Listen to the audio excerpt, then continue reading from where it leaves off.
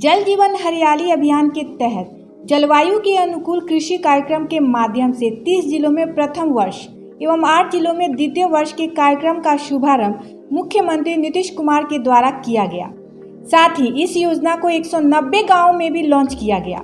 यही नहीं, सीएम नीतीश कुमार ने अधिकारियों को निर्देश भी दिया कि फसल अवशेष जलाने वाले किसानों को समझाएं कि इससे पर्यावरण को नुकसान होता है।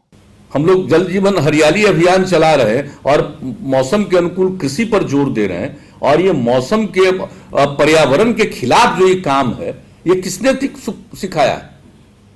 ये अपने किसानों को ठीक से समझाना पड़ेगा। इसका मतलब है कि हम लोग जो बात कर रहे हैं, ये बात कुछ खबर में तो छप जाती होगी, लेकिन सही मायने में गांव गांव में किसानों के स्तर पर हम लोगों का ये चीज नहीं पहुंचा।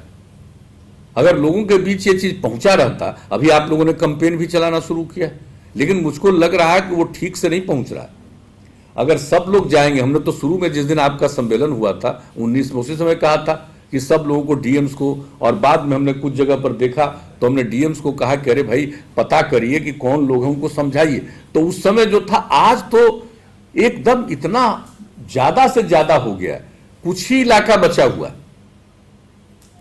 कुछ ही खेत आपको बचा हुआ, बाकी देख लीजिए जलता हुआ भी दिखता है, जला हुआ उसका भी काला दिख रहा है। और काला जब जलाने के बाद उसको फिर कर लेता है, उसको उसके बाद भी दिखाई पड़ जाता है कि किस तरह से गाढ़ा दिख रहा है। तो एक एक तरह से आप देख लीजिएगा और देर मत करिए।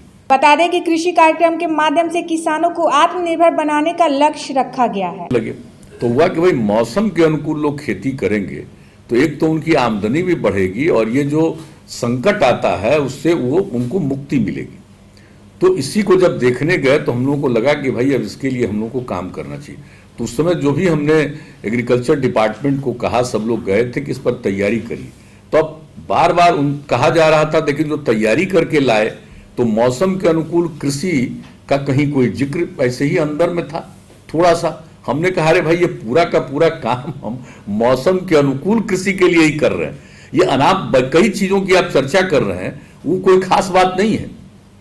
ये तो कृषि का जो विशेषज्ञ है वो हर चीज पर काम करते ही हैं और सब जगह लोगों को बताया ही जाता है, लेकिन हम लोगों का मूल काम यही था। और जब दूसरी बार आए, 18 में भी आए थे डॉक्टर मार्टिन क्राफ्ट, उनसे भी हमारी मुलाकात हुई और उसमें हमने उनको भी बताया कि देखिए साहब, ये लोग इसका जो प्रोजेक्ट बनाते हैं और लाए हैं, वो प्रोजेक्ट हमारा मौसम अनुकूल कृषि के अनुरूप नहीं है।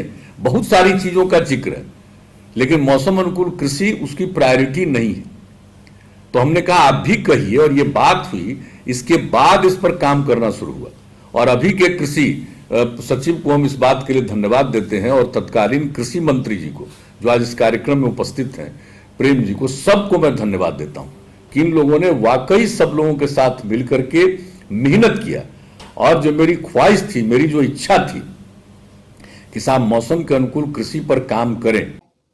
पटना से अंशु भारद्वाज की रिपोर्ट, ATN लाइव इंडिया।